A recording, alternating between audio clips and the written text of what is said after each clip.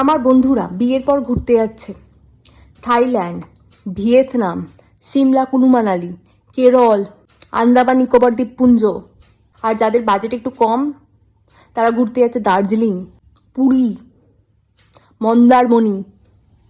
আর আমি আমার বরের সাথে বিয়ের পর ঘুরতে যাচ্ছি সবজির বাজার, মাছের বাজার, মুদিখানা বাজার।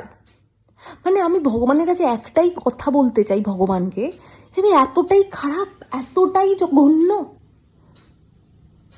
মানে সামান্য আমার বাপের বাড়িটাও একটু যদি দূরে করতাম, আমি তো বাপের বাড়ি ঘুরতে যেতে পারতাম, সেটাও বর্ধমানে করে দিচ্ছে যাতে আমি ঘুরতে যেতে না পারি। ছোটবেলা থেকে আমার শখ ছিল যে বিয়ের পর আমি বরের সাথে একটু ঘুরবো, সেটাও হলো না। আর আমি এতটাই খারাপ। মানে সকালবেলা যখন ঘুম থেকে উঠছি আমার বর বলছে সবজি বাজার যেতে হবে, রাত্রেবেলা যখন ঘুমোতে যাচ্ছি তখন আমার বর বলছে সকালবেলা উঠে মাছের বাজার যেতে হবে। মানে এই বাজার আমার পিছু ছাড়ছে না। মানে মুখে শুনলাম না যে চল একটু বাইরে থেকে কোথাও ঘুরে আসি, শুধুই বাজার বাজার বাজার বাজার করছে। আমি জাস্ট ফ্রাস্ট্রেটেড হয়ে যাচ্ছি, ফ্রাস্ট্রেটেড। এখন আমার কি করা উচিত? আমি আর নিতে পারছি না, এটা আমি আর জাস্ট নিতে পারছি না।